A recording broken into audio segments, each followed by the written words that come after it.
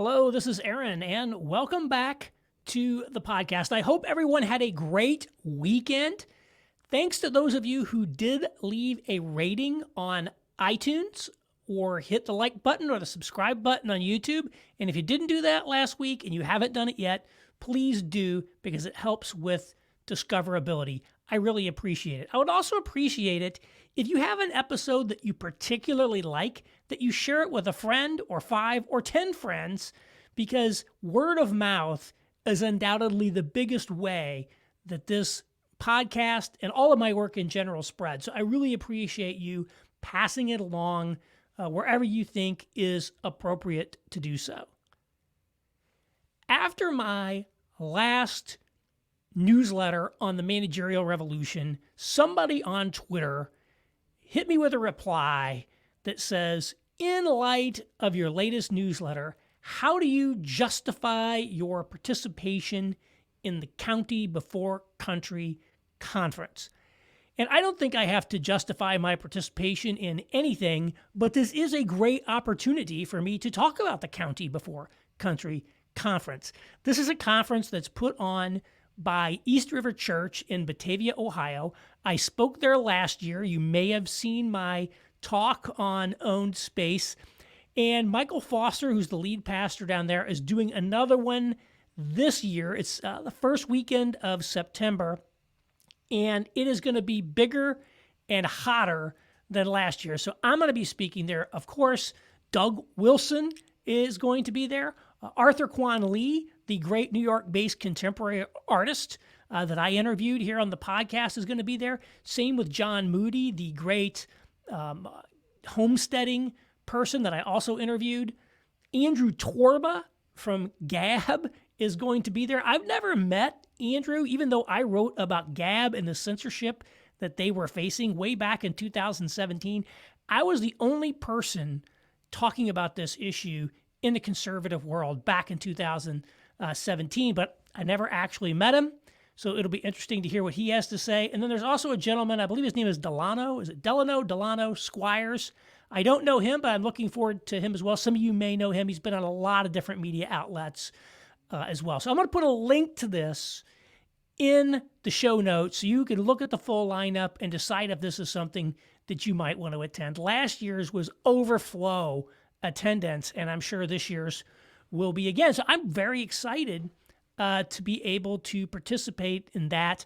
Don't know exactly what I'm going to be speaking about yet. I gave a preliminary talk title of Cultural Insurgency, and it's probably going to draw on some of the themes that I'm going to be laying out in the newsletter over the coming months, where I delve into how do we respond to the situation in which we find ourselves.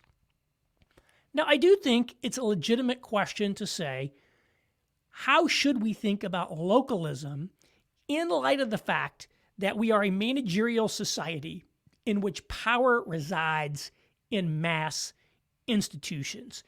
And what I would say is, in this environment, localism, the small, is necessary but not sufficient. I'm actually all in favor of building things at small scale. In fact, small scale is healthier in a lot of ways. A lot of the negative effects of industrial society came about precisely because of the gigantism. Now, I'm not, again, all down bad on big things. We need big things. I like the conveniences that large things provide us. There aren't a lot of small-scale airlines. If you want to be able to fly places, which I like to do from time to time, we need a big company to do that. We need big infrastructure to do that. There's nothing inherently wrong with big. Ivan Illich, the radical Catholic priest that I previously highlighted, his books include Medical Nemesis, Deschooling Society, Gender, great stuff. He wrote a book called Tools for Conviviality, in which he talks about what is it that makes a tool a good thing or a bad thing. It's not always related to being high-tech or low-tech, about being big or little, but rather how it affects the way that we interact with our world. So I think there's a lot of technical developments and a lot of scale effects that are actually quite positive in our life. Nevertheless, much of what makes life worth living happens at the small scale. Inevitably, for example, family is small scale. Friendships are small scale. I don't know if it's literally true that Dunbar's number of 150 is the upper total on how many human relationships a human being can have, but the truth is, all of us have a limit to how many people we can have deep personal relationships with. Personal relationships happen at small scale. So I certainly believe that it is important for us to start with the small, with the things that are near to us before we move on to the bigger things. I think there's actually a biblical principle about that. Maybe it's very similar to Jordan Peterson. Clean your room, bucko. Start by cleaning your room before you do anything else. And again, you have to be faithful in the small things before you're faithful in the big things. Note what it doesn't say. Be faithful in the small things, period.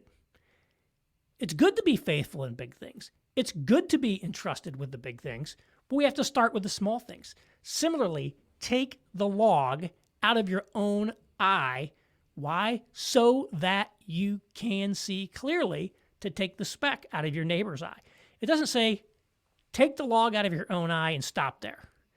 Similarly, what do we see? Stop stealing, start working so that you will have something to share with other people. Start closer to home. First, take responsibility for yourself, then take responsibility for your family, your church, your neighborhood, the community around you. But we can't stop with that. And so I would say there's definitely a lot of things that we need to do in terms of attempting to isolate ourselves as much as possible from the negative and toxic effects of the society in which we live. So making sure that we are in good shape, that we're eating healthy, that we're cultivating ourselves and all of our excellences, we're competent, seeking personal holiness, seeking out a good husband or a good wife, having and raising children, being active in a church, acquiring property, developing businesses, many of the things that we could do to build capacity within ourselves to move on to the bigger things. So starting small, starting at the local level is actually quite good and quite appropriate. And it's important that we do that. This idea that I'm going to go save the world as this sort of isolated atomic individual who's just living out there in the consumerist market, totally dependent on the system, that's not likely to happen. And it's also, in some cases, we don't know how to affect these large-scale systems. We may be in a weak position where we frankly don't have a lot of ability to engage on a lot of them. And so we say, what can I do? What can I do is I can clean my room. I can do the things that are within my control. I mentioned before I think it's a Stephen Covey concept. He probably didn't originate it, but it's in his book about your circle of control versus your circle of concern. Your circle of control is the set of things that you can actually personally affect and do something about. Your circle of concern are the things that you're worried about, that you're considering, that you're paying attention to. And you want your circle of concern to be bigger than your circle of control because that's how we grow. We expand our sphere of control. But if your circle of concern is too gigantic, if it's too out there, then all you're doing is causing yourself enormous stress because you're worried all the time about things you can't do anything about. So there's also a place where we're not sure what we can do. We're facing something that's bigger than ourselves, beyond our skills. And so we focus on being faithful, on plowing in the field that's in front of us and doing what we can, even though we recognize that there's bigger problems that we're just not quite sure how to engage on yet. Here's where I start getting into a bit of a dispute from many of the localists. And I would certainly not put Michael Foster or the East River Church people into this category. But if you follow the Front Porch Republic crowd, as I call them, I have nothing against the Front Porch Republic, as an institution. If you go to their site, there's a lot of great material out there, and I'm all about front porch. I'm all about having your neighbors over on your front porch. In fact, I actually talked about building social capital through having porch parties in a prior podcast. But if you start noticing those guys, what you often see is that many of them go beyond saying focus on the local. They attack any attempt to do anything at large scale. And again, I keep going back to Patrick Deneen. You read his book, Why Liberalism Failed. He paints this terrible picture of how bad liberalism is. But if you read his book, he expressly delegitimizes the idea of trying to change this system of liberalism. All we can basically do is this little small-scale neo-Tocquevillian stuff. We couldn't possibly try to change this, horrible as it is, because that would be bad, it would be worse. It's almost like this idea of like Voltaire. We live in the best of all possible worlds, no matter how horrible it might actually seem today. And I might even detect a little about this in Dreher.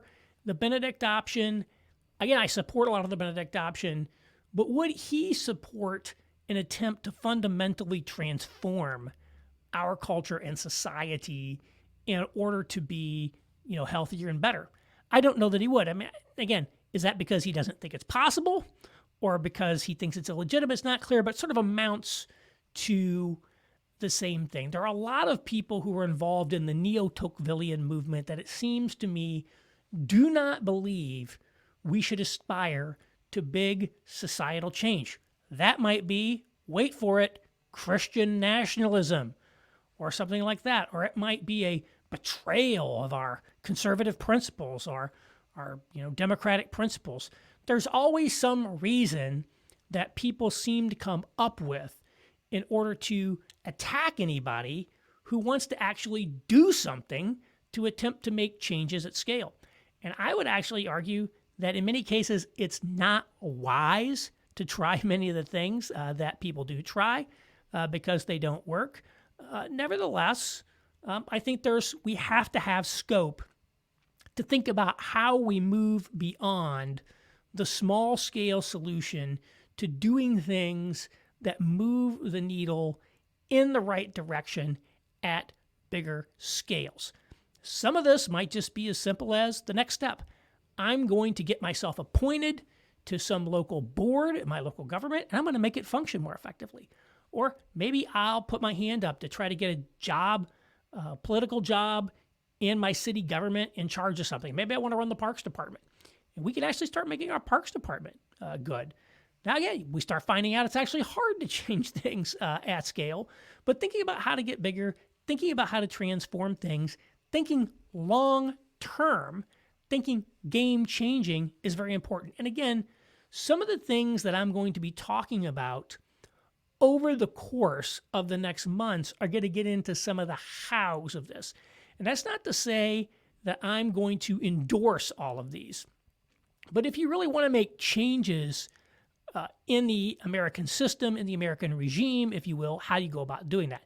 So if you want to read ahead, one of them I'm going to talk about is this concept called fourth generation war that military historian, strategist William Lind has laid out. And what does it mean to have a fourth generation war or insurgency? That's where I took the term insurgency from. I'm going to talk a little bit about that.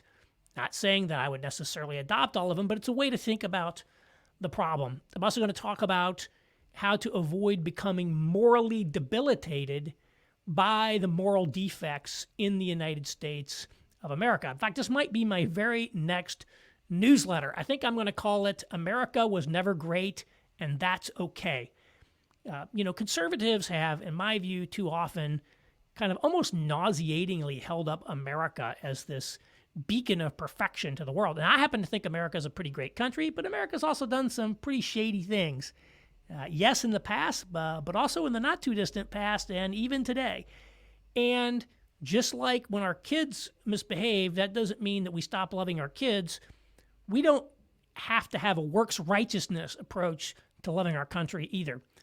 We can love our country in spite of acknowledging its defects. And why do I say that's important? Because the whole idea of attempting to focus on purported American crimes is to morally debilitate Americans, particularly certain subsets of the American demographic from being able to take strong action by claiming that they're somehow morally implicated in these things, which is something that I totally reject. So stay tuned for that. And there are a lot of little things like that I'm going to be looking over and said, if we want to start thinking about how we change the game in America over a very long period of time, maybe even longer than in my lifetime, how might we go about doing that? So I don't want to just say that we should focus on the local and never think about the bigger scale. I think we want to focus on the local so that we can focus on the bigger scale. We need to be in physical shape, healthy to the extent that it depends on us. Why? So that we have energy and time to put into mission and other things. All of it is in the service of some sort of mission. Localism is, yes, there's its own reward in having a great family. Yes, there's our own reward for knowing our neighbors and having friendships and all of this stuff and having a house of your own. It has its own reward, right? Holiness is its own reward. Stopping stealing, stopping sinning is its own reward. But that's not where it stops. There's always a next step. I will bless you so that you will be a blessing to others, as we see with Abraham. And so there's always something that goes beyond us and is outward directed and is other directed. And I think in a lot of respects, the purely localist approach becomes too inner-focused, inner-directed, and sort of wants to just ignore the outside world, seal ourselves off in the outside world, escape from the outside world, rather than being oriented outwardly. And again, there may be times when a purely inward focus is required. Maybe for the church in Ukraine right now, their survival has to take first consideration of everything.